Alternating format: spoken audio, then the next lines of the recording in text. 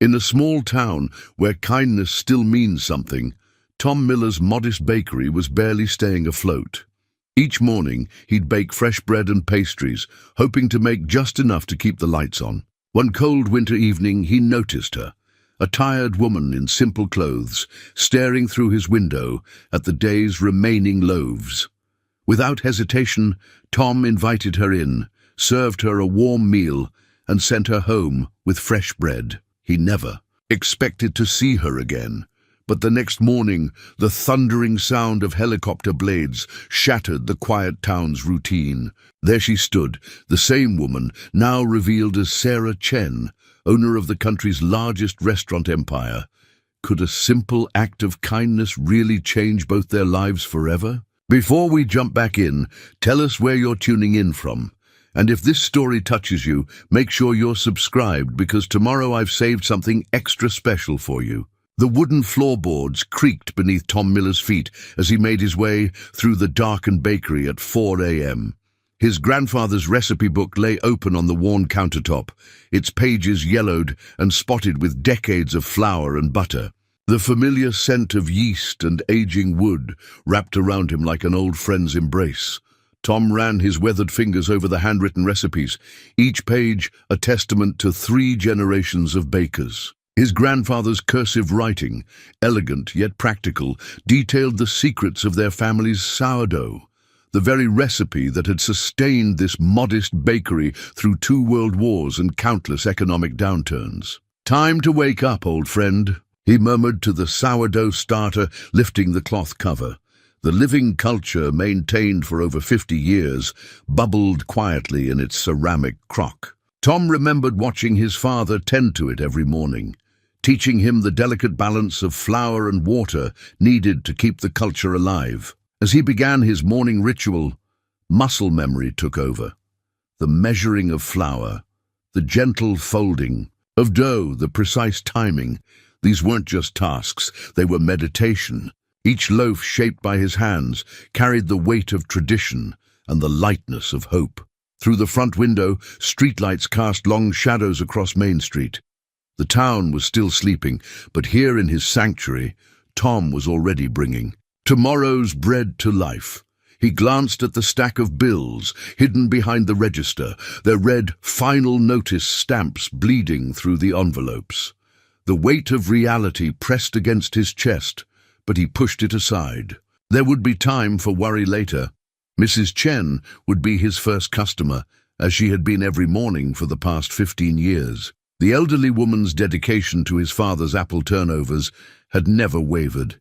Even when the fancy new cafe opened across town, Tom started preparing her usual order, adding an extra turnover, their secret ritual since her husband passed away last spring.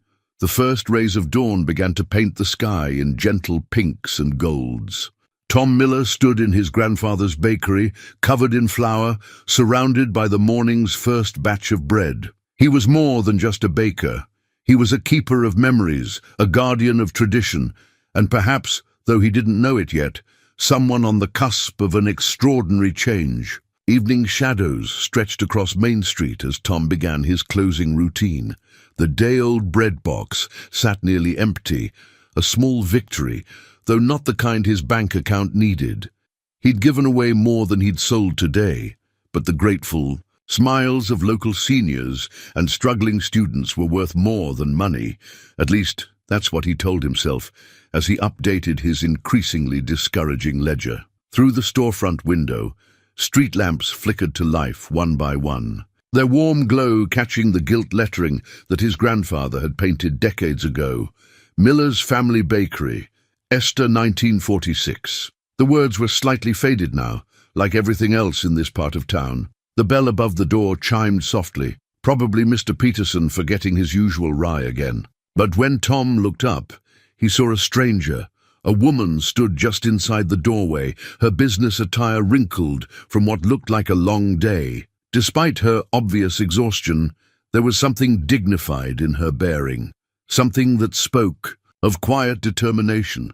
She didn't approach the counter, instead lingering by the window display where the last few loaves sat in their baskets. Her gaze held a hunger that Tom recognized, Not just physical hunger, but the deeper kind that came from being far from home, from missing the simple comforts that anchored one's life. "We're actually about to close," Tom said gently. "But please, come in." The woman startled slightly, as if caught in a private moment. "I'm sorry," she said, her voice carrying a slight tremor. "I was just admiring your bread. It reminds me of—" She trailed off, her eyes distant. Tom watched as she pulled out her phone, checked something, and then slipped it back into her pocket with a resigned sigh. The gesture told him everything he needed to know. He'd done it himself often enough, checking an account balance already known to be insufficient. Without hesitation, Tom moved to the day-old bread box. "Would you join me for some soup? I always make too much for myself." The lie came easily, kindness smoothing its edges. "It's my grandmother's recipe. Goes perfectly with the sourdough." She hesitated, pride warring with hunger. Tom busied himself with bowls and spoons, pretending not to notice her internal struggle. Finally, she spoke. "I couldn't possibly—" "Please," Tom said, ladling out 2 portions of the vegetable soup he'd made for his own dinner. "I hate eating alone, and it's been a long day for both of us, I suspect." Something in his tone must have reached her, because she slowly made her way to the small table by the window. Tom brought over the soup and fresh-cut slices of sourdough, still slightly warm from their afternoon baking. They ate in comfortable silence, the kind shared by strangers who recognize something of themselves in each other. She savored each spoonful as if it were her first meal in days.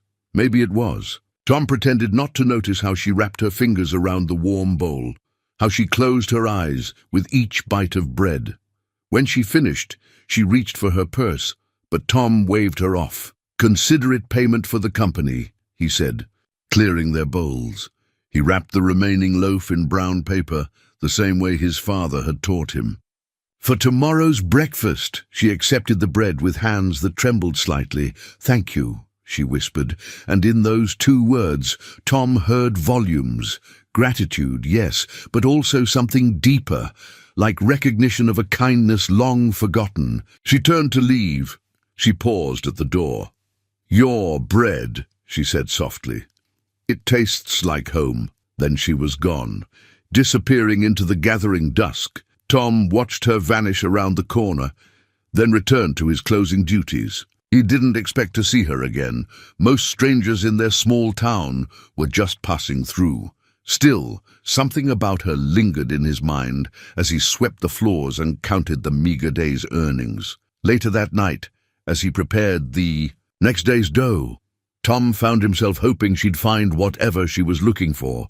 In a world that often seemed to have forgotten the importance of simple kindness, sometimes all you could do was offer what you had, even if it was just soup and day-old bread. The next morning arrived like any other, with Tom's hands deep in dough before dawn. The rhythmic thump of kneading nearly masked an unusual sound growing in the distance, a steady whump, whump, whump that seemed to shake the air itself. He paused, flour-covered fingers hovering over the workspace as the sound grew louder. Mrs. Chen burst through the front door, bell jingling frantically. "Tom! Tom! There's a helicopter right here on Main Street." Before he could process her words, a shadow passed over the bakery windows. The glass rattled in its old frames as a sleek black helicopter descended, touching down in the vacant lot. Across the street, a small crowd of early risers gathered, phones raised to capture the unprecedented event. "Good Lord," Tom muttered, wiping his hands on his apron. He stepped out onto the sidewalk, squinting against the rotor wash that sent leaves and paper scraps dancing through the air. The helicopter's door slid open with practiced precision. A man in a sharp suit emerged first, scanning the area with professional attention. Then came 2 more individuals carrying tablets, followed by— Tom's breath caught in his throat. The woman from last night stepped out, but she was transformed.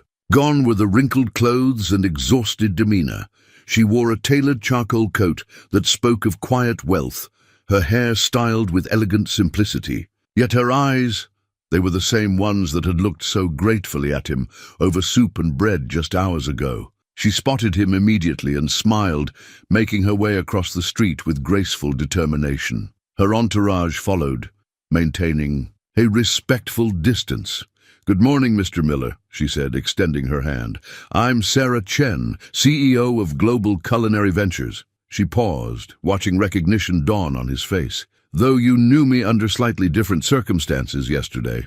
Tom shook her hand automatically, his mind struggling to reconcile the hungry stranger with the poised businesswoman before him. "Miss Chen," he managed, acutely aware of his flour-dusted appearance. "Please, call me Sarah." Her eyes crinkled with genuine warmth. "I hope you'll forgive my dramatic entrance, but after last night, I couldn't wait to speak with you properly." Mrs. Chen, who had been watching from the doorway, gasped. "Chen? Like the restaurant empire Chen's?" Sarah turned, offering a respectful bow to the elderly woman. "No relation, I'm afraid, though I'd be honored if there were." She returned her attention to Tom. "Mr. Miller, your kindness last night, it reminded me of something I'd forgotten in all my years of building restaurants. The true heart of food isn't in profit margins or expansion strategies. It's in moments like last night, in genuine care and simple humanity." The growing crowd of onlookers murmured, phones still recording. Tom could already imagine the social media storm brewing, but Sarah seemed unconcerned with their audience. "Would you join me for breakfast?" she asked. "I believe we have some things to discuss." She glanced at his work table, visible through the window. "Though perhaps after you've finished with that batch of dough, I remember my grandfather teaching me that timing is everything with proper bread." Tom found himself smiling, despite his bewilderment. "You know about bread making?" "I knew how to shape a proper boule before I knew how to write my name," she replied, a hint of pride in her voice. "Though I suspect you could teach me a thing or two about sourdough." The morning sun caught the golden lettering of Miller's family bakery, making it shine like new. Tom looked at his grandfather's worn shop, then at the gleaming helicopter, and finally at Sarah, who somehow seemed to belong to both worlds. "I'd be honored to share breakfast," he said, "and maybe a few sourdough secrets." Sarah's smile widened. "Perfect. Though I should warn you, I have a proposition that might change everything." She gestured to one of her assistants, who produced a leather portfolio. "But first, I believe you have bread to finish, and I'd love to watch a master at work." As they walked back into the bakery together, Tom caught a glimpse of the local newspaper photographer capturing the moment. Tomorrow's headline would undoubtedly be spectacular, but for now, he had dough to shape and an unexpected guest to impress. Some things, even with a helicopter parked outside, remained beautifully simple. After the morning's bread was safely in the oven, Tom and Sarah sat in the bakery's small office. The space was barely large enough for the ancient desk and 2 chairs, but Sarah seemed comfortable despite her expensive attire. Her eyes caught the sight of something behind Tom, a stack of envelopes partially hidden beneath a ledger. Tom moved to cover them, but Sarah gently raised her hand. "Bank notices?" she asked, her voice free of judgment. "I recognize the red stamps. I used to collect quite a few myself." He hesitated, pride warring with honesty. Finally, he pulled out the stack. Final notices, pending foreclosure warnings, utility bills marked past due. They scattered across the desk like fallen leaves, each one a story of struggle and determination. "The recession hit us hard," Tom said quietly. "Dad got sick right when we needed to renovate. The medical bills." He trailed off, running a hand through his graying hair. "I managed to keep the doors open, but some months, it's by the skin of my teeth." Sarah nodded, her fingers tracing the edge of one envelope. "When I was 12, my father's restaurant burned down. No insurance. He couldn't afford it. We lived in the back of my aunt's laundromat for 2 years. She smiled softly at Tom's surprised expression. "The press likes to call me a hospitality prodigy.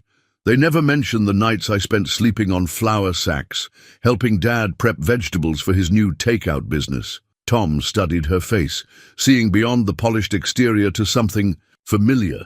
The same quiet determination he'd recognized in her eyes last night. How did you go from there to... He gestured vaguely toward the helicopter visible through the window. One restaurant at a time. One loan, one risk, one sleepless night after another. She reached into her briefcase and withdrew a worn photograph. This was my first location. The picture showed a much younger Sarah standing proudly in front of a tiny storefront. The sign above read Chen's Kitchen in simple lettering. Her clothes were second-hand, but her smile held the same confidence she carried now. It was a dump, she said fondly, but it was mine. Every morning I'd make my father's recipes, praying each day wouldn't be the last. Sound familiar? Tom's throat tightened.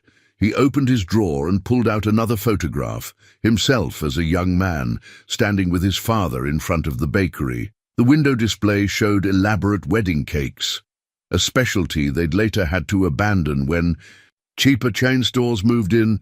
Dad was an artist with fondant, Tom said. Could make sugar flowers so real people tried to smell them. He cleared his throat. The skill's still there, but these days folks want grocery store sheet cakes. Can't compete with $20. A dozen. Sarah leaned forward, her expression intense. What if you could? What if you had the capital to modernize, but keep the soul of what makes this place special? She spread her hands. Your talents, your recipes, your tradition, backed by my resources and network. Tom's heart raced, hope warring with fear. I've had offers before. Developer wanted to turn this whole block into luxury condos, offered enough to clear my debts, set me up somewhere else. But you stayed. This isn't just a building, Tom said, his voice rough. Every scratch on that counter, every burn mark on those sheets. They're my family's story. Dad's last batch of bread came out of that oven the morning he went into the hospital. His last words to me were about maintaining the starter. He met Sarah's eyes. How do you put a price on that? Sarah stood, walking to the small window that overlooked the street. Morning customers were starting to arrive, drawn by the news of the helicopter and the smell of fresh bread. I'm not interested in buying your story, Tom. I want to help you. Continue it. She turned back to him. But first, I need you to trust me with something more precious than money, your grandfather's sourdough recipe. Tom felt the weight of generations on his shoulders as he considered her words. Through the office door, he could hear Mrs. Chen chatting with other regulars, their voices mixing with the familiar creak of floorboards and the distant hum of the refrigerator. This was more than a business decision. It was about legacy, trust, and perhaps something else he wasn't quite ready to name. Sarah's assistant brought in a sleek leather portfolio, placing it carefully on the desk between them. The morning sun streaming through the window caught the embossed logo of Global Culinary Ventures, making it gleam like a promise. Tom's eyes fixed on it, remembering other contracts he'd seen over the years, each one promising salvation, each one threatening to strip away his family's legacy. Before I open this, Sarah said, her hand resting on the portfolio, I want you to understand something. What I'm proposing isn't a buyout or a takeover. It's a partnership. She paused, choosing her words carefully. Last night you didn't just feed a stranger. You showed me what's missing from most of my restaurants. Heart. She opened the portfolio, revealing a contract that looked surprisingly simple for a document that could change both their lives. I'm offering to invest $2 million in Miller's Family Bakery. The money would be used for renovations, equipment upgrades, and marketing, all under your direction. You'd retain majority ownership and complete creative control. Tom's hands trembled slightly as he reached for the contract. And what do you get out of this? 25% ownership, distribution rights for your sourdough through my restaurant chain, and, she smiled, breakfast privileges whenever I'm in town.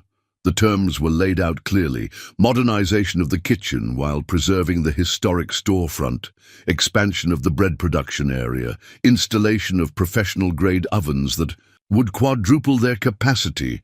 But what caught Tom's eye was a clause near the bottom: original recipes and traditional methods to be maintained as established by the Miller family. He read aloud, his voice rough with emotion. Sarah nodded. Your grandfather's sourdough starter stays exactly as it is. No shortcuts, no commercial yeast, no compromises. That's what makes it special. She leaned forward, her expression earnest. I have 57 restaurants across the country, Tom. They're successful, profitable, and completely soulless. What you create here, what your family built, that's real magic. Tom stood, walking to the shop window. The morning crowd had grown.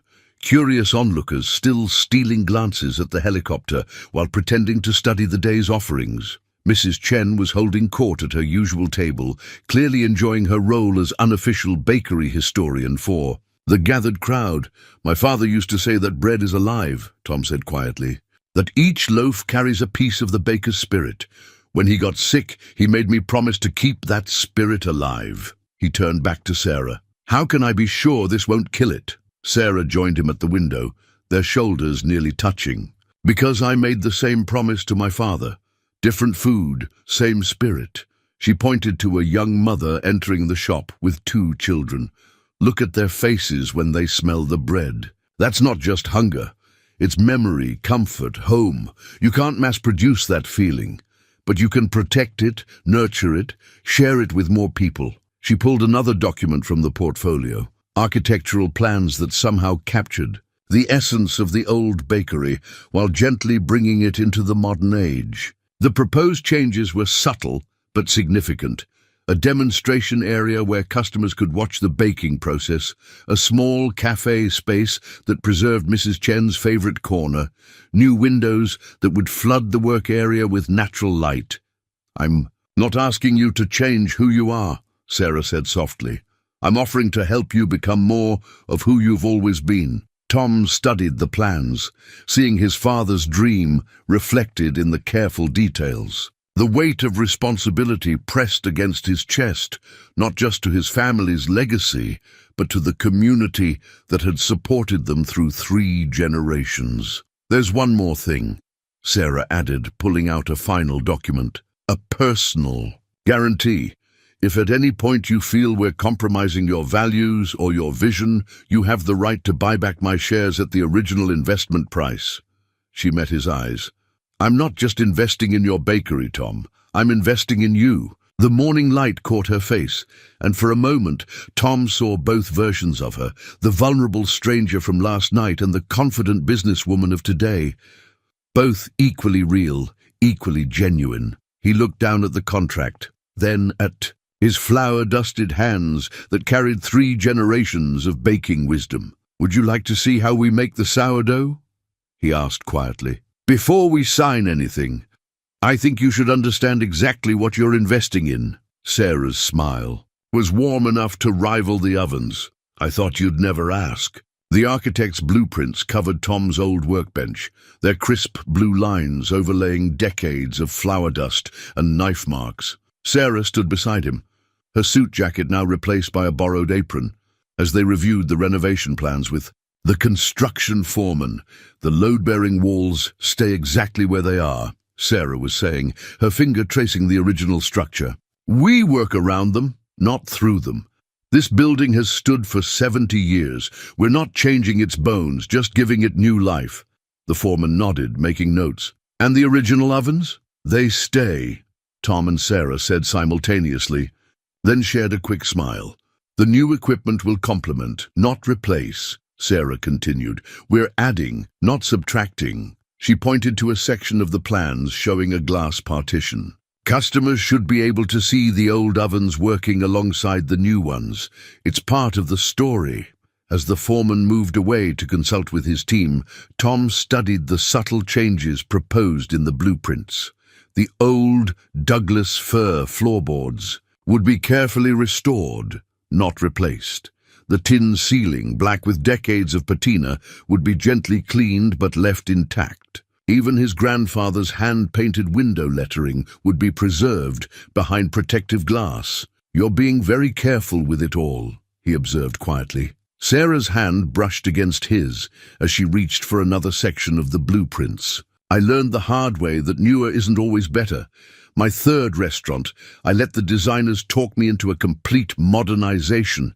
Chrome, glass, minimalist everything. She shook her head. It was beautiful, but it had no soul. Customers came once for the novelty, never returned for the comfort. Through the window, they could see the construction equipment arriving. Not the usual hulking demolition machines, but smaller, more precise tools. A craftsman carefully measured the original woodwork, documenting every detail before any work began. "Mrs. Chen is worried about her corner," Tom mentioned, watching their elderly regular peer anxiously through the window. Sarah smiled. "Show her this." She pulled out a detailed rendering of what would become Chen's corner, a cozy nook with comfortable seating, improved lighting for her morning newspaper, and a small plaque commemorating her 15 years of loyal patronage. "You think of everything, don't you?" Tom said, impressed. "I think of what matters," she corrected, then hesitated. "Speaking of which, I'd like to learn the sourdough process, the real way, from start to finish. If we're going to preserve your family's legacy, I should understand it completely." Tom felt a warmth that had nothing to do with the ovens. "It's a 3-day process. You'd have to be here early." "I'll be here at 4, she said without hesitation. "No helicopter this time, just me." The construction crew began their preliminary work, carefully documenting every aspect of the old bakery before making any changes. Tom watched them photograph his grandfather's original workbench, the worn spots where 3 generations of millers had shaped countless loaves. "It's really happening, isn't it?" he murmured. Sarah stood close enough that he could smell her subtle perfume mixing with the bakery's permanent scent of yeast and flour. "Having second thoughts?" "No," he said, surprising himself with his certainty. "Just remembering. Dad used to say that every major change in this bakery happened in sevens." Sevens. The original opening in 1947, the first expansion in 1957, Mom and Dad's partnership in 1967. He smiled at the memory. He proposed right there, by the proofing cabinet. Said the yeast wasn't the only thing rising that day. Sarah laughed, a sound that seemed to brighten the whole space. "And now here we are, 2027, starting something new." She turned to face him, her expression becoming serious. "I promise you, Tom, when we're done, this place will still feel like home, just a home with better plumbing." As if to emphasize her point, a pipe somewhere in the walls gave its familiar groan. They both laughed, the tension of change dissolving. "Into something warmer, more comfortable. 4 a.m. tomorrow?" Tom asked. Sarah nodded, already untying her borrowed apron. "I'll bring coffee. Real coffee, not that brown water you call breakfast." "Careful," he warned with a smile. "That's another family tradition you're insulting." She handed him the apron, their fingers brushing again. "Some traditions," she said softly, "are meant to be gently updated." Her eyes held his for a moment, longer than necessary before she turned to leave. "Until tomorrow, Mr. Miller." "Tom," he corrected. "If you're going to learn the family secrets, you might as well use my first name."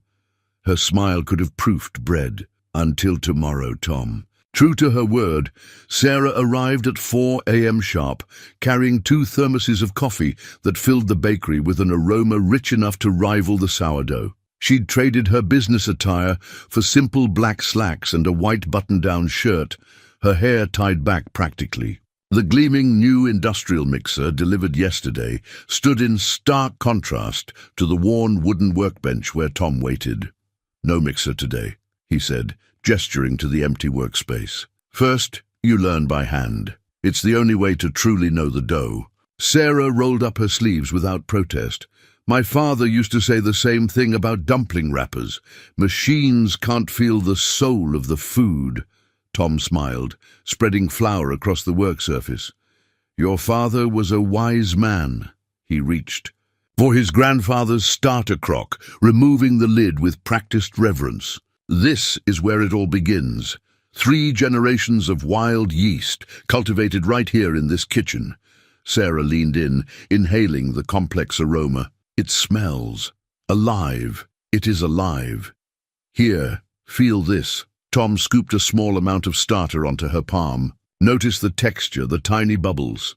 That's decades of careful feeding, consistent temperature, daily attention. His hands covered hers, showing her how to test the starter's consistency. Too thin, it lacks strength.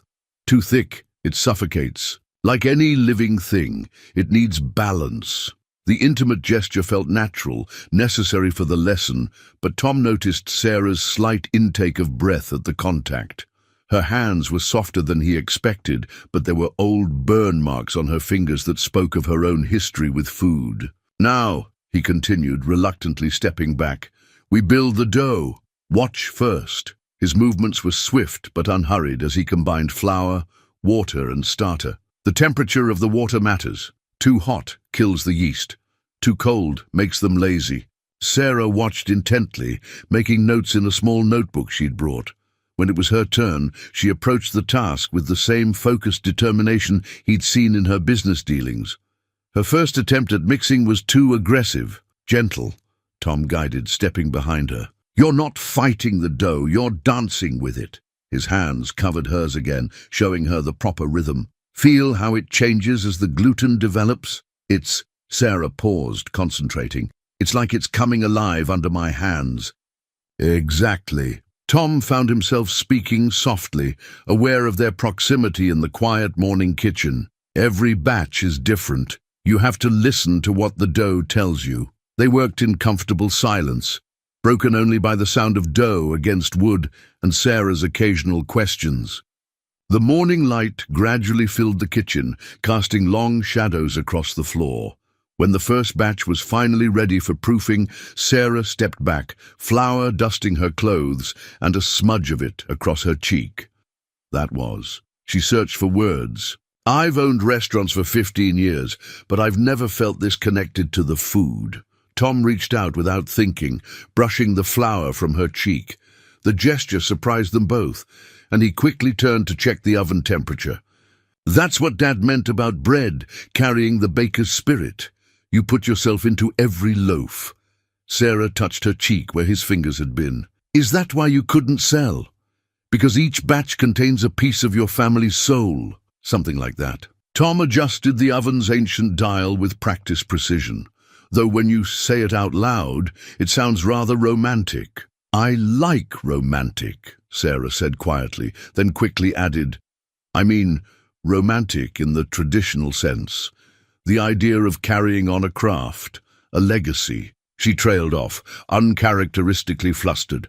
The morning's first customers would arrive soon, but for now the bakery belonged to them alone. The new mixer stood forgotten in its corner as Sarah began another batch of dough, her movements already more confident. Tom watched her work, seeing his family's traditions taking root in new soil. "Tomorrow," he said, "I'll show you how to shape the loaves, if you're willing to come early again."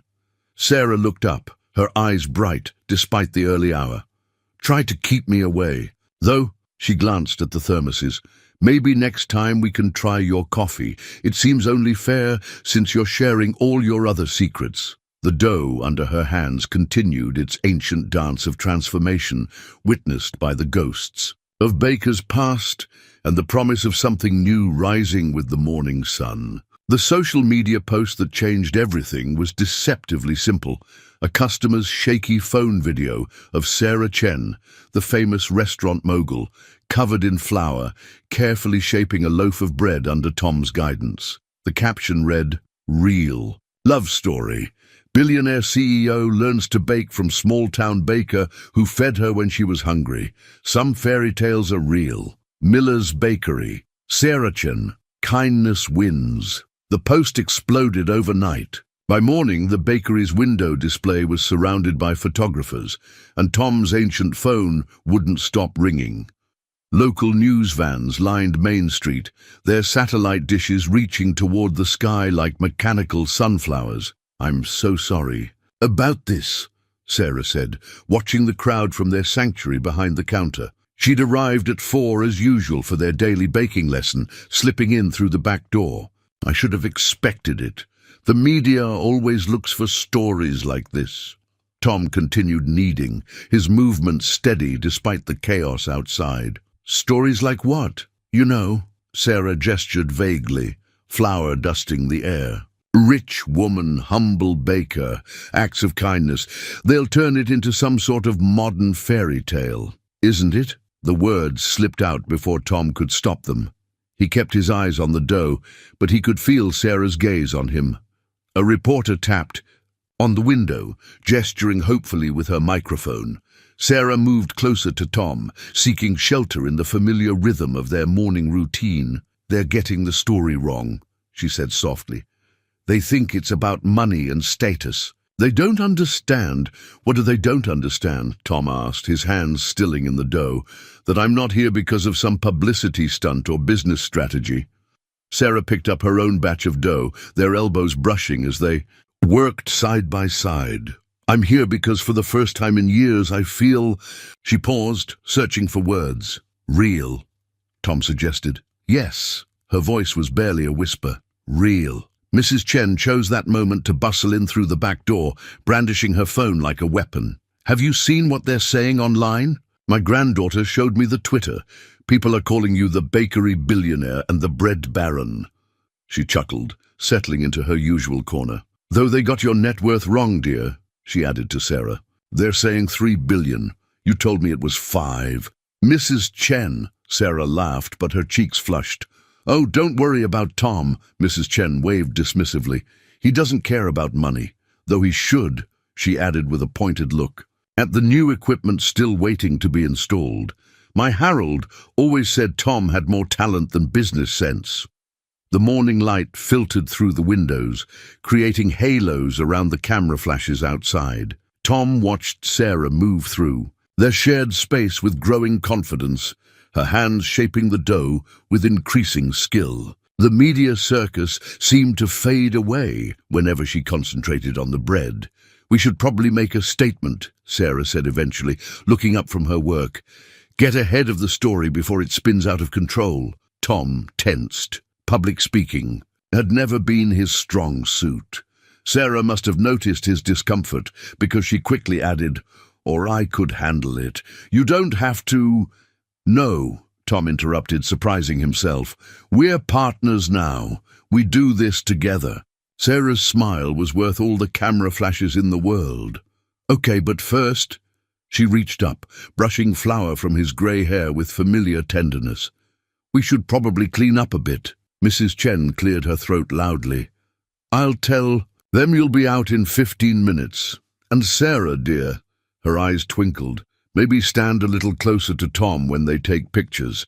For business purposes, of course." After Mrs. Chen left to address the media crowd, Tom and Sarah stood in the warmth of their morning's work, surrounded by the smell of baking bread and possibility. "Ready to face the circus?" Sarah asked, straightening Tom's collar with careful fingers. "As long as we stick to the truth," he replied, catching her hand before she could pull away. "That this isn't about money or status or fairy tales? Then what is it about?" Her eyes met his, curious and hopeful. Tom gestured to the loaves they'd shaped together, to the carefully preserved old equipment alongside the new, to the space they'd begun to share in more ways than one. "It's about finding something real in a world of artificial things, about two people who understand that some traditions are worth preserving and some changes are worth embracing." Sarah's fingers tightened around his. "That's a much better story than Billionaire Meets Baker," she said softly.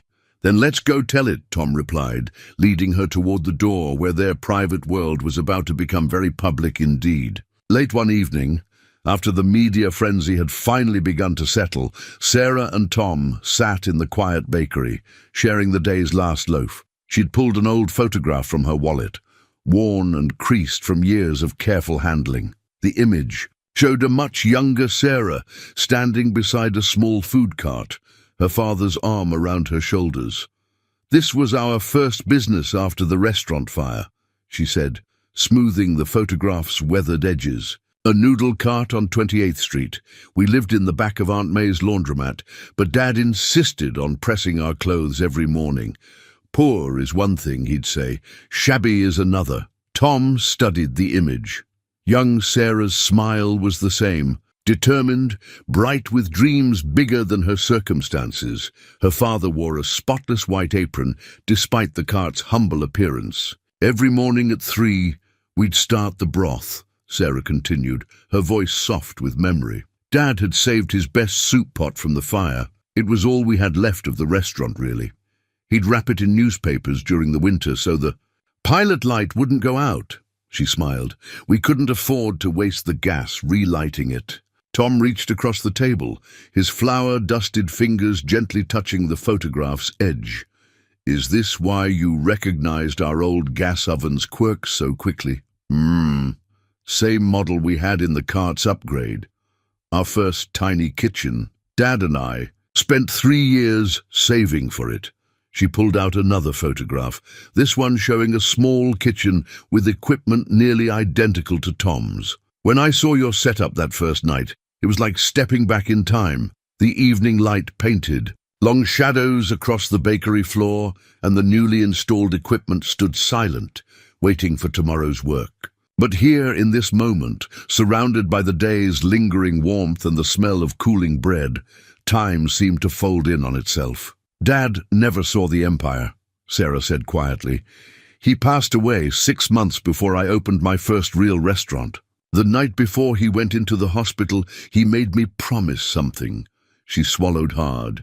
He made me promise I'd never forget what it feels like to be hungry. Not just for food, but for a chance. Tom reached across the table, taking her hand. Her fingers curled into his naturally, as if they'd been doing this for years instead of weeks.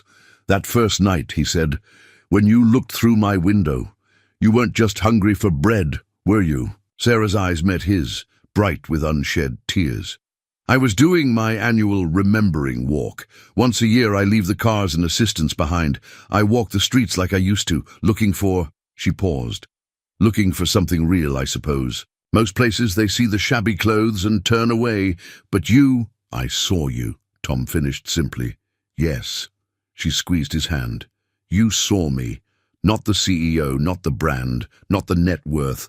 Just me. They sat in comfortable silence, their joined hands resting on the old wooden table that had served 3 generations of Millers. Through the window, the last rays of sunset caught the gilt lettering, making it glow like a benediction. I've never told anyone about the cart, Sarah admitted.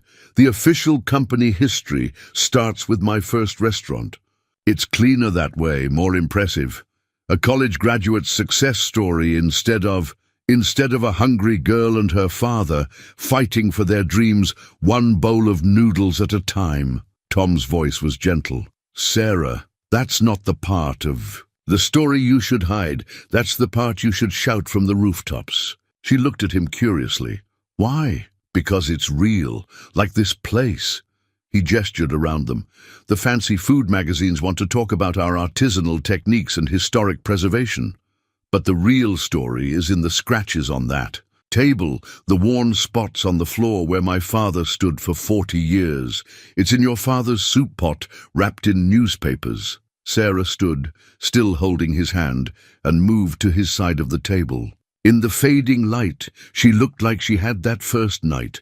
Vulnerable, genuine, searching for something more valuable than success. The reporters keep asking if this is a fairy tale, she said softly. The billionaire and the baker. Tom stood, facing her. And what do you tell them? I tell them they're missing the point. Her free hand came up to rest against his cheek. This isn't about rescued bakeries or business empires. This is about 2 people who understand the value of things that can't be bought. Like what? Tom asked, though he knew the answer in his heart. Like tradition, like integrity. She moved closer. Like the way you look at me when I get the sourdough just right. The photograph of young Sarah and her father lay on the table between them, a testament to journeys completed and journeys just beginning. Outside, the world waited with its cameras and questions.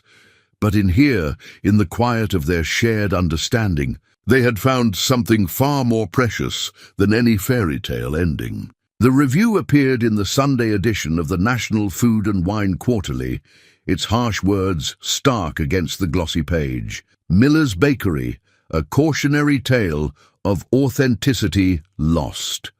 What happens when corporate money meets small-town charm? Nothing good, as evidenced by this once-cherished local institution. The sourdough, once legendary, now tastes of compromise and mass production. Progress, it seems, comes at a price, and in this case, the cost is the soul of the bread itself. Tom found Sarah in the kitchen at 3 a.m., hours before their usual starting time. She stood at the workbench, surrounded by discarded loaves, her usually impeccable appearance disheveled from what had clearly been a sleepless night. "I saw the review," he said quietly. "They're wrong," Sarah said, her voice rough with emotion. She picked up another failed loaf, weighing it in her hands. "We haven't changed the recipe. Not 1 gram of flour, not 1 minute of proofing time. Everything is exactly the same, except it isn't." Tom moved closer, examining the loaves scattered across the workspace. Each one showed subtle signs of trouble: uneven crumb, too dark crust, irregular shape. "The bread knows when we're upset. Sarah, Dad used to say you can't make good bread with a troubled heart." She turned to him, her eyes bright with unshed tears. "I did this to you. My presence here, the media attention, the pressure to succeed. It's changing everything they loved about this place." "Sarah, no, look at these numbers." She thrust a spreadsheet at him, her hands trembling slightly. "Our production has tripled. The new equipment lets us make more bread than ever. We're profitable for the first time in years. But this..." She held up the review. "They're right. Something's missing." Tom took the paper from her hands, set it aside, and reached for the old ceramic crock that held his grandfather's starter. "Come here," he said gently. "Remember your first lesson?" Sarah moved beside him, their shoulders touching. The familiar smell of the starter filled the air between them as Tom removed the lid. "Close your eyes," he instructed. "What do you smell?" "Wild. Yeast. Wheat. A hint of something I could never quite name." "That's 3 generations of care," Tom said softly. "Every morning, every feeding, every loaf. It's all in there. The reviewer isn't wrong about one thing. Bread does have a soul. But it's not found in production numbers or profit margins." He scooped a small amount of starter onto her palm, just as he had during their first lesson. "Feel that? The texture hasn't changed. The life in it hasn't changed." His fingers curled around hers. "And neither have we." Sarah opened her eyes, looking at their joined hands. "I wanted to prove that tradition and progress could coexist, that we could preserve what makes this place special while helping it grow. Instead, I'm destroying what I meant to protect." "No," Tom said firmly, "you're not destroying anything. We're learning. Growing pains aren't the same as failure." He led her to the window where the first light of dawn was beginning to paint the sky. The street outside was empty, peaceful, unmarked by yesterday's harsh words or tomorrow's challenges. "You know what we're going to do?" he asked. "Hide from the food critics forever?" Tom smiled. "We're going to make bread. The same way we did yesterday, the same way we will tomorrow. Not because of reviews or profits, but because this is who we are." Sarah looked at him for a long moment. "How do you do that?" "Do what?" "Make everything seem so clear, so possible." "I learned it from you, actually." At her surprised look, he continued, "That first night when you were hungry and tired, you still carried yourself with dignity. When you came back in that helicopter, you could have thrown money at the problem. Instead, you rolled up your sleeves and learned to shape loaves by hand." He reached up, brushing a streak of flour from her cheek, a gesture that had become as natural as breathing. "The reviewer got it wrong. The soul of this place isn't just in the bread. It's in the people who believe in it. People like Mrs. Chen, who brings her grandchildren here to learn about tradition. People like you, who understand that real value isn't measured in dollars." Sarah leaned into his touch, some of the tension finally leaving her shoulders. "So we just keep baking?" "We keep baking," Tom confirmed. "But first, we're going to do something else." "What's that?" "We're going to throw away every loaf you made while worried about that review. Then we're going to start fresh, together, the way we always do." He smiled. After all, some things can't be rushed. Not bread, not healing, not love. Sarah finished softly. The morning light caught the flecks of gold in her eyes, and Tom realized that some traditions, like falling in love over warm bread and shared dreams, were timeless for a reason. The golden whisk trophy gleamed under the competition hall's bright lights, its polished surface reflecting the hopes of 12 master bakers from across the country. Tom stood at their assigned station, arranging his grandfather's tools beside the modern equipment provided by the competition. Sarah moved around him, setting out ingredients with the precision she usually reserved for business negotiations. "You don't have to be nervous," she said, noticing his hands hesitate over the proofing baskets. "This is what you were born to." "I'm not nervous about the baking," Tom replied quietly. "I'm nervous about baking for them." He nodded toward the judges' table, where 3 of the industry's most renowned critics sat examining their score sheets, including, he noted with a twist in his stomach, the author of their recent scathing review. Sarah touched his arm gently. "Hey, look at me." When he did, she smiled. "Remember what you taught me about the bread knowing when we're troubled?" The familiar words in her voice brought an unexpected warmth to his chest. "Using my own lessons against me, learning from the master," she corrected, then reached into her bag. "Which reminds me," she pulled out a small cloth-wrapped bundle. "I brought something for luck." Inside, the cloth lay his grandfather's old bench scraper, its wooden handle worn smooth by decades of use. The blade bore a small nick near the corner, a battle scar from a long-ago accident that his father always claimed made it cut the dough more precisely. "How did you—" "Mrs. Chen told me where you kept it," Sarah admitted. "In the box with your dad's old apron. I thought maybe today was the right time to bring it back into service." Tom ran his finger along the worn wood, feeling the memories stored in its grain. "Dad used this to make my first learning loaves. Said a baker's tools carry the wisdom of generations. Then we could use some of that wisdom today." Sarah's hand covered his on the handle. "Especially since we're doing something a little crazy." Their eyes met, sharing the weight of their decision. While their competitors would be showcasing the latest in artisanal techniques, powdered this, deconstructed that, they had chosen to present something both simpler and more daring. Tom's grandfather's original sourdough recipe with just one small twist inspired by Sarah's father's soup-making philosophy. The head judge struck a small gong, signaling the start of the competition. Around them, other bakers rushed to their modern mixing stations, but Tom and Sarah moved with deliberate calm.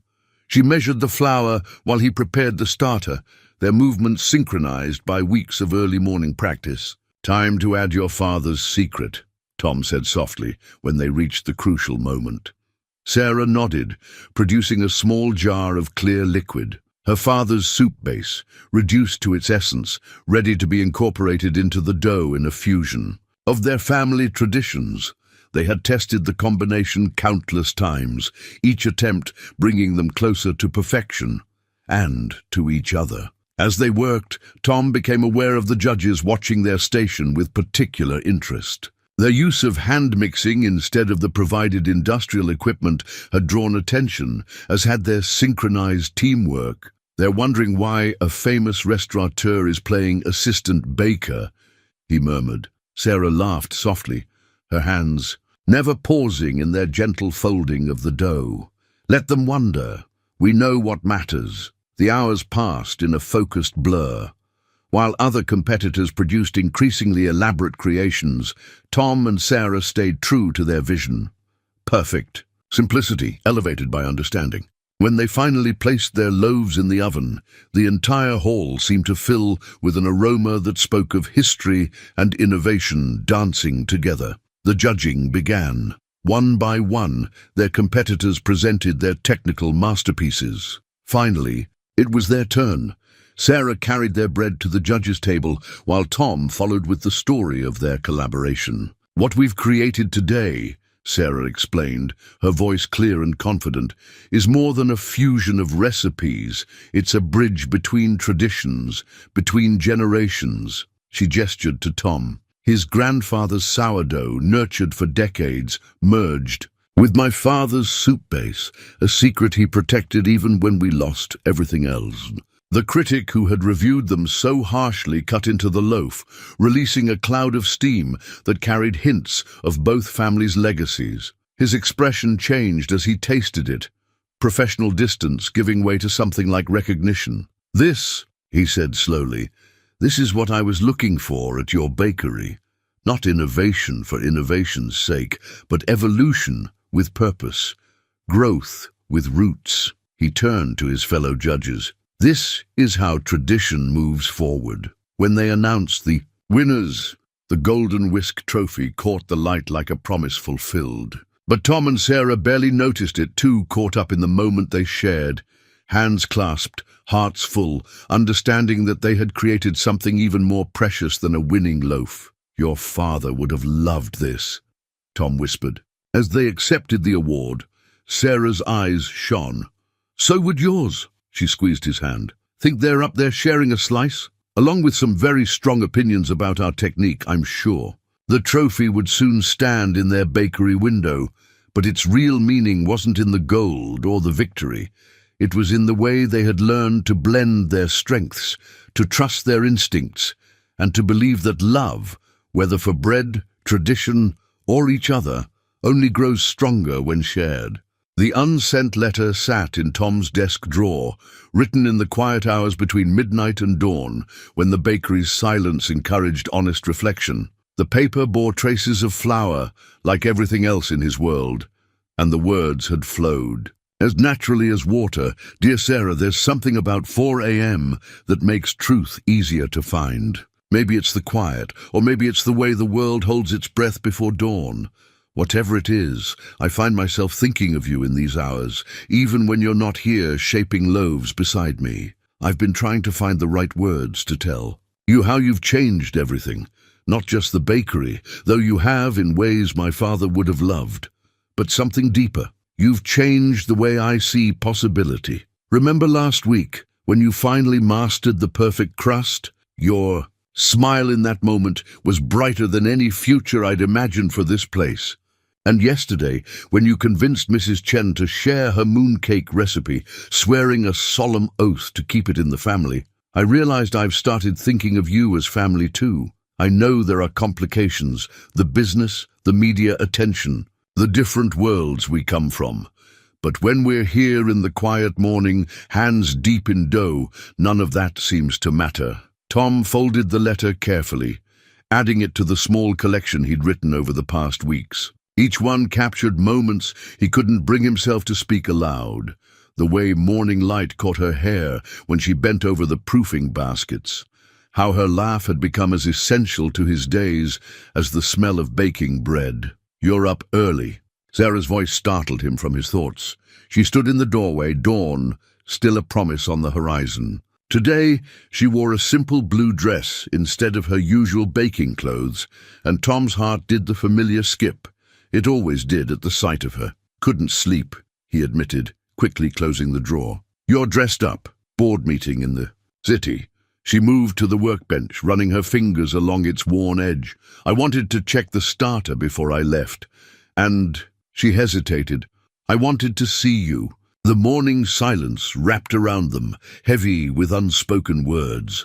Sarah picked up a handful of flour, letting it sift through her fingers. "Do you ever wonder," she said softly, "what would have happened if I hadn't been hungry that night?" "Sometimes," Tom answered, moving to stand beside her. "But then I remember something my mother used to say about bread, that it finds its way to the people who need it most." Sarah turned to face him, close enough that he could smell her subtle perfume mixing with the bakery's perpetual scent of yeast and flour. "And what about the people who make the bread? What happens when they find each other?" Tom's hand moved of its own accord, brushing a bit of flour from her cheek, their familiar gesture that had come to mean so much more. "I think," he said, carefully, "that depends on whether they're brave enough to acknowledge what they've found." Sarah caught his hand before he could withdraw it, holding it against her cheek. "I had a meeting yesterday," she said, her voice barely above a whisper, "about expanding the bakery into a national chain. Premium locations, standardized processes, the whole corporate package." Tom's heart stumbled. "Oh!" I turned it down. Her eyes held his, steady and sure. They didn't understand when I tried to explain that some things can't be replicated, that what makes this place special isn't just recipes or techniques. "What did you tell them?" "I told them about 4 a.m. Her smile was soft with shared memories. "About learning to feel the life in the dough. About a baker who saw me when I needed to be seen, who taught me that success isn't measured in dollars or expansion plans." Tom's free hand found her waist, drawing her closer. "Sarah, I'm falling in love with you," she said simply. "I think I have been since that first morning lesson, when you showed me how to listen to the bread. And I know there are complications. The business, the media, our different worlds. But when we're here in the quiet morning, none of that seems to matter." Tom's heart stopped at the echo of his own unspoken words. "You know," he said, his voice rough with emotion, "for someone who owns a restaurant empire, you have terrible. On timing, I have 3 dozen loaves to shape before opening." Sarah's laugh was warm against his chest. "Is that a problem?" "Not at all," he murmured, finally closing the distance between them. "Some things, like good bread and falling in love, can't be rushed." The drawer full of unsent letters didn't matter anymore. Their truth had found its way out in its own time, like dough rising when it's ready, like hearts finding their natural rhythm in the quiet hours before dawn. The wedding cake lay in ruins across the bakery floor. Its carefully crafted tiers collapsed like a fallen dream. Hours of work, delicate sugar flowers, hand-piped lace designs, layers of Tom's signature sourdough cake adapted specially for the occasion, all destroyed in a moment when the vintage display stand had given way. Sarah stood frozen, her hands still outstretched, as if she could somehow catch the moment and reverse it. The bride would arrive in less than an hour to collect her cake, a bride who happened to be the governor's daughter, whose wedding would have put Miller's Bakery on the map in a whole new way. "It's my fault," she whispered, staring at the devastation. "I insisted on using the antique stand." "It'll be perfect," I said. "It'll tell a story." "Well, there's your story." She gestured at the wreckage, her voice cracking. Tom moved through the debris, careful not to step on the scattered sugar flowers. That had taken Sarah days to perfect. "We've had disasters before." "Not like this," Sarah's composure finally broke. "This was supposed to prove that we could do both, maintain your tradition while moving into high-end wedding cakes. This was supposed to show everyone that our partnership works, that love and business can mix without—" She stopped abruptly, color rising in her cheeks. "Without what?" Tom asked quietly. "Without ruining everything." Sarah sank onto a flour-dusted stool, looking more vulnerable than she had since that first night at his window. "The board thinks I'm losing my focus. They say I'm letting emotion cloud my judgment, that I'm too personally invested in one small bakery. Are they wrong?" She looked up at him, tears threatening. "Yes. No. I don't know anymore." She picked up a broken sugar flower, its delicate petals somehow still intact. "I love what we're building here, both the bakery and us. But what if they're right? What if I'm risking everything my father and I worked for because I've let my heart make business decisions?" Tom knelt beside her, taking the sugar flower from her trembling fingers. "You once told me that your father made you promise to never forget what it feels like to be hungry, not just for food, but for a chance," she finished softly. "For something real. What's more real than this?" He gestured around the bakery, not at the ruined cake, but at everything else. The worn wooden workbench where they'd shared their first lesson, the ancient oven that had witnessed their growing love, the window where their story had begun. "Your business instincts brought you back here that morning in the helicopter, but your heart knew this place was special before that. Your heart recognized something worth preserving, worth building on." Sarah's hand found his, their fingers, intertwining naturally. But this wedding cake is fixable. Tom stood, pulling her up with him. We have 1 hour, fresh ingredients, and 4 hands that know what they're doing. More importantly, we have something my father always said was the secret ingredient. In any crisis. What's that? Someone to face it with. He squeezed her hand. Now you're the business genius. What's our strategy? The spark returned to Sarah's eyes as her mind began working the problem. We can't recreate all the sugar work in time, but she hurried to the refrigerator, pulling out extra flowers they'd made as practice pieces. We have these. And that. New stabilizing technique you developed for the sourdough cake layers. Could work with a simpler design, Tom finished, already reaching for fresh ingredients. More rustic, more us. They moved around each other with practiced efficiency, salvaging what they could and creating what they couldn't. Sarah's phone buzzed repeatedly with messages from the board, but she ignored them, focused entirely on the task at hand. Tom watched her pipe delicate patterns with sure, steady hands, and felt his heart swell with something deeper than pride. When the bride arrived, precisely on schedule, she found not a towering spectacle of sugar and show, but something more, intimate and unexpectedly perfect. 3 tiers of Tom's legendary sourdough cake, decorated with a cascade of handcrafted flowers that seemed to grow naturally from each layer.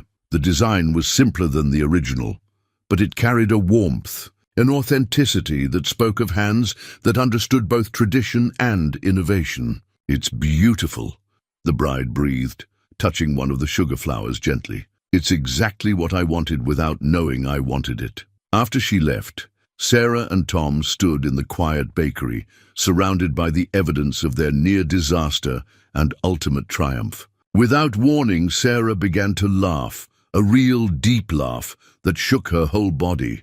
What's so funny? Tom asked, unable to help smiling in response. Us, she managed between laughs. All this worry about mixing love and business, and what saved? Us. The same thing that's always saved us, doing what we do best, together. Tom pulled her close, not caring about the flower that covered them both. So what do we tell the board? Sarah's eyes sparkled with the confidence that had first built her empire. We tell them that some investments can't be measured in quarterly reports, and then we show them our orders for the next 6 months. Every bride in the state is going to want a Miller's Original after today, and us. Tom asked softly, what do we tell ourselves? Sarah reached up, brushing flour from his cheek in their familiar gesture. We tell ourselves the truth, that some things, like perfect bread and real love, are worth every risk. The new recipe book lay open on the workbench, its pages still crisp and clean, except for the latest entry. Unlike Tom's grandfather's old volume, this one contained not just recipes, but stories. The heritage of 2 families slowly becoming On the current page, a detailed formula took shape. Miller Chen's celebration loaf, a marriage of traditions. Your father would say we're breaking all the rules, Tom said, watching Sarah carefully measure ingredients for their latest experiment. She'd combined his sourdough technique with the 5-spice blend her father had once used in his signature dumplings, creating something entirely new, yet grounded in both their histories. My father would say, rules are meant to be understood before they can be respectfully broken, Sarah corrected, her hands moving with confident precision. Besides, he also said the best recipes are like the best marriages. They bring out the finest in both partners. The morning light filtered through. Windows that were now spotlessly clean, but still bore his grandfather's hand-painted lettering. The renovated bakery had found its rhythm, mixing old and new with the same care they gave their dough. Modern ovens worked alongside the ancient one, which they reserved for special loaves. The original workbench remained in its place of honor, now accompanied by efficient steel prep stations. Here, Sarah said, offering him a pinch of her father's spice blend. What do you think about the balance? Tom inhaled the complex aroma, letting it mingle with the familiar scent of his starter. It's right, he said simply, like it was always meant to be this way. Sarah smiled. the same bright expression that had first appeared when she mastered. The perfect crust. That's what Mrs. Chen said, though she also insisted we add a touch more star anise for prosperity. They worked in comfortable silence, their movements synchronized by months of shared dawns. The dough came together under their hands, Tom's traditional folding technique incorporating Sarah's innovative additions. When it was ready for its first rise, they stepped back to admire their creation. "You know what this means, don't you?" Sarah asked, wrapping her arms around his waist from behind. "That we've finally found the perfect recipe for the grand opening?" She pressed a flour-dusted kiss to his shoulder. "That and something else. We've proved them all wrong. The critics, the board, everyone who said we couldn't blend tradition with innovation, that we couldn't mix business with love." Tom turned to face her, drawing her closer. "Exactly." She reached past him to make a note in their new recipe book, "Though I still say we should call it love at first bite instead of celebration loaf." Tom laughed. "Now you're just getting sentimental," says the man who still has a drawer full of unsent love letters. "You found those?" Sarah's eyes sparkled. "Weeks ago, I was looking for the spare thermometer, and there they were, the most beautiful words anyone's ever not said to me." Tom felt his cheeks warm. "I was waiting for the right moment. And now?" He glanced at their experimental dough, slowly rising under its cloth cover. "Now I think we've learned that the right moment is whenever you're brave enough to take it, like trying a new recipe or trusting someone with your heart." Sarah reached for the recipe book, turning to a fresh page. "Then let's write our next chapter together." The morning continued its gentle unfurling around them as they tested and tasted, adjusted and refined. Each attempt brought them closer to perfection, not just of the bread, but of their shared vision. By the time Mrs. Chen arrived for her morning coffee, they had created something remarkable. "Ah," the elderly woman said, sampling their latest effort. "Now this is what my Harold would call destiny bread, when two traditions meet and make something better than either could alone." Sarah squeezed Tom's hand under the counter. "Does it have enough star anise?" Mrs. Chen's eyes twinkled. "For prosperity, yes. For a wedding, perhaps a touch more." Tom nearly dropped the loaf he was holding. "We haven't said anything about my—" "Dear boy," Mrs. Chen interrupted, "you two have been baking your way toward the altar since that first morning lesson. Some things rise in their own time." She took another bite of bread, nodding approvingly. "Just like this loaf, it's ready." When it's ready, Sarah reached for their new recipe book, adding one final note to the page. "Under Miller Chen Celebration Loaf," she wrote, "perfect for new beginnings, shared dreams, and love that rises like well-tended dough, slowly, surely, and with a touch of magic." The morning sun painted their shared workspace in shades of gold, and the bread continued its ancient dance of transformation, carrying with it the hopes and histories of two families, two traditions, and two hearts that had found their perfect proof. 2 airline tickets lay on the ancient workbench, partially dusted with flour, a hazard of any paper that entered the bakery. The destination printed in bold letters: San Francisco. Sarah's fingers traced the edges of the tickets while Tom finished, cleaning the morning's baking sheets. "My father's original restaurant location is still there," she said softly. "Different name now, different owners, but the building—" She smiled at a distant memory. "He carved our initials into the back. Dr. Frame, when I was 6, said it was our way of marking our dream." Tom dried his hands, moving to stand beside her. "You've never taken me to see it." "I've never taken anyone." Sarah turned to face him, her expression vulnerable in a way few people ever saw. "After he died, I couldn't bring myself to go back. Built my whole empire looking forward, never back." She picked up one of the tickets. "But next week would have been his birthday, and I thought, maybe it's time, if you'll come with me." The question held more weight than a simple travel invitation. They both knew it. Going to San Francisco meant more than visiting an old restaurant. It meant Sarah finally sharing the most tender parts of her past, the dreams that had shaped her future. There's something else, she continued, pulling an envelope from her bag. The realtor sent these yesterday. She spread out photographs of a small storefront next to her father's old restaurant. It's for sale. Perfect location for a second Miller's bakery. If that's something you'd want to consider. Tom's heart did a familiar skip. Sarah, I know it's a lot, she rushed on, expanding across the country, mixing our professional and personal lives even more than we already have. But standing here, in this bakery that holds your family's history, I've learned something important. She gestured around them at the space they'd carefully modernized while preserving its soul. Sometimes the best way to honor our past is to build a bigger future. Tom picked up the photos, studying them carefully. The storefront had good bones, character. Like their current location, it had stories to tell. Your father's restaurant on one side, my bakery on the other. Sarah's eyes brightened. A piece of both our histories, making something new. We could start with the celebration loaf we created.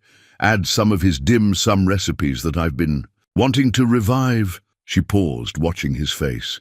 But only if you're sure. This place will always be our heart. Tom set down the photos and took her hands in his.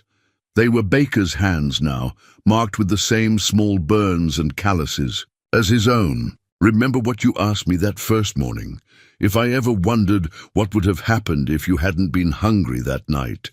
She nodded. I don't wonder anymore, he continued, because everything that's happened since, every lesson, every challenge, every moment of doubt and triumph, it's all led us here, to these tickets, these possibilities. He squeezed her hands gently. To us. Sarah's smile could have proofed a dozen loaves. Is that a yes? To San Francisco? Yes. He pulled her closer. To opening a second location? Yes. His voice softened. To spending my life building something beautiful with you? Absolutely yes. She leaned into him, flower dust and all. I should warn you, there's one more thing in my bag, more surprises. Sarah reached into her bag with slightly trembling hands and pulled out a small box. I know it's not traditional, the woman proposing, but then nothing about us has been traditional, has it? She opened the box, revealing 2 simple gold bands.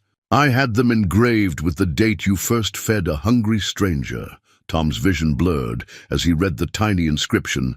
Love rises like well-tended dough. Sarah Chen, he managed, his voice rough with emotion.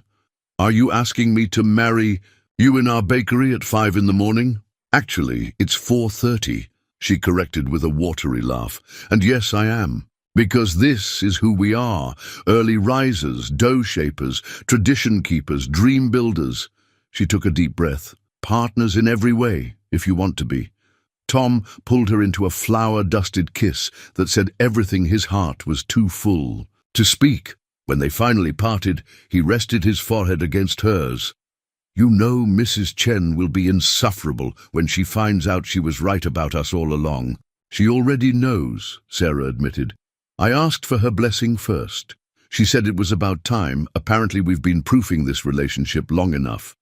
They laughed together, the sound echoing off the old tin ceiling that had witnessed so many chapters of their story.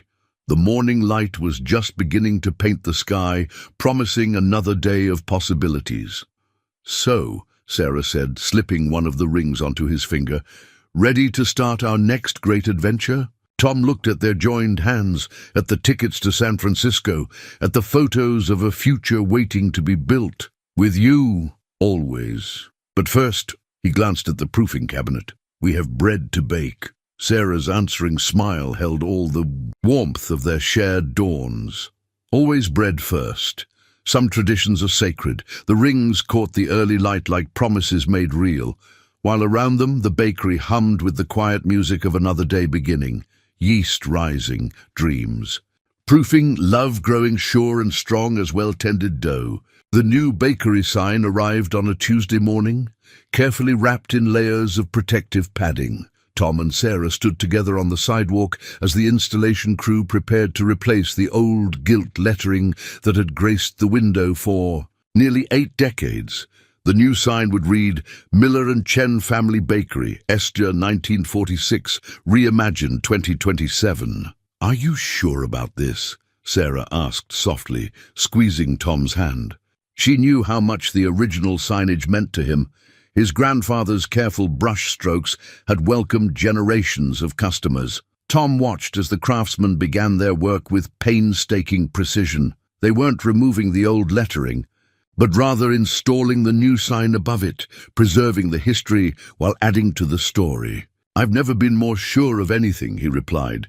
Besides, Dad always said the bakery's name should reflect all the hands that shaped the bread. The morning sun caught the fresh gilt letters as they were unveiled, making them shine like a new day.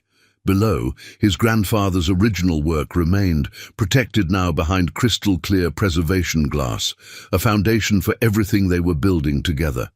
Inside, the bakery hummed with its usual pre-dawn activity, but with subtle changes that spoke of their evolving partnership. Sarah's father's old soup pot had found a home next to Tom's grandfather's starter crock, both vessels now essential to their signature breads. The recipe book they'd started together was filling with new creations, each one a careful balance of innovation and tradition. Mrs. Chen sat at her usual table, but today she wasn't alone. She was deep in conversation with Sarah's Aunt May, who had flown in from San Francisco to help with the wedding preparations. The two elderly women had formed an immediate bond, trading stories about their respective family businesses and offering increasingly elaborate suggestions for the ceremony. No, Mrs. Chen was saying, gesturing emphatically with a piece of their latest experimental bread. They should exchange rings made of braided dough. Very symbolic. Aunt May nodded thoughtfully. And then serve them with my brother's secret soup recipe for prosperity. Sarah buried her face in Tom's shoulder, trying to stifle her laughter. Should we tell them we've already decided on a simple ceremony right here in the bakery? And miss out on more suggestions? Never! Tom pressed a kiss to her flour-dusted hair. Though I have to admit, the braided bread rings aren't the worst idea I've heard. The bell above the door chimed as the first customers of the day began arriving. The newly expanded space accommodated them easily, with comfortable seating areas that encouraged lingering over coffee and fresh pastries. The glass partition they'd installed offered a clear view of the baking area, where tradition and innovation worked side by side. Ancient sourdough techniques enhanced by modern temperature control, Sarah's father's recipes adapted for artisanal bread. Sarah moved to help a young mother struggling with a stroller, and Tom watched her with a heart full of quiet joy. She handled customers with the same genuine care she gave to their bread, remembering names and stories, creating community as naturally as she created flavors. Your father would be proud, Aunt May said, appearing at his elbow. Both of them would be. She nodded toward the wall where they'd hung photographs of both families, Tom's grandfather with his first batch of sourdough, Sarah's father in front of his original restaurant, all the generations that had led them to this moment. We're trying to do right by their memories, Tom said. Oh, psh, Aunt May waved dismissively. You're doing more than that. You're writing your own story. She gestured around the bakery. Look at what you've created together. It's not just about preserving the past. It's about building a future that would make them proud. The morning continued its familiar rhythm, but with new notes added to the symphony. Sarah's business acumen had helped streamline their operations without sacrificing quality, while Tom's insistence on maintaining traditional methods kept them grounded in what mattered most. They had found their balance, like the perfect ratio of flour to water in a well-made dough. As the sun rose higher, Sarah returned to Tom's side, smelling of warm bread and possibility. The contractors in San Francisco sent updated photos of the renovation, she said, excitement dancing in her eyes. Wait until you see what they've discovered under the old wallpaper in your future kitchen. My future kitchen? Our future kitchen, she corrected with a smile. Just like this is our bakery, our home, our life. Tom pulled her close, not caring about the customers or the flour that seemed to constantly dust their clothes. Speaking of our life, Aunt May and Mrs. Chen appear to be planning our entire future. I believe I just heard something about lucky dumplings served on sourdough. Sarah laughed, the sound as warm and rich as freshly baked bread. Well, we did. Promise to honor both traditions. The new sign caught the morning light, casting gentle shadows across the workspace where they had first found each other. Outside, the world rushed by, but in here, time moved at the pace of rising dough.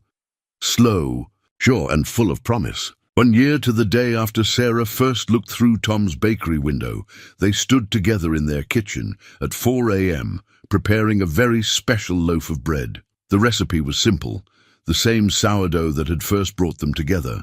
But its purpose made it extraordinary. "Ready?" Tom asked, his hands covering Sarah's as they shaped the dough together.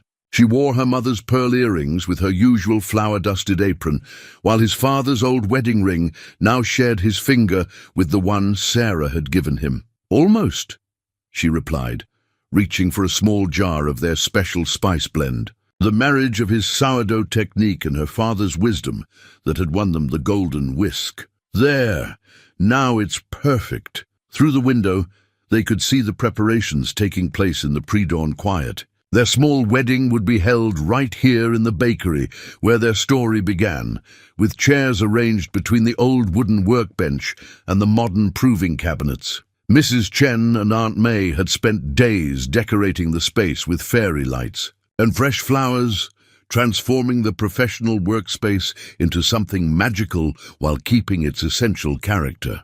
"Did you ever imagine," Sarah asked, carefully scoring the top of their wedding loaf, "that night when you offered soup to a stranger, that we'd end up here?" Tom smiled, remembering that moment with perfect clarity. "No, but I knew something was different. Something about the way you looked at the bread, like you were seeing more than just food." "I was seeing home," she said softly. "I just didn't know it yet." They worked in comfortable silence as the wedding loaf went into the oven. The old one, the one that had witnessed 3 generations of Miller baking traditions and would now witness the beginning of a new chapter.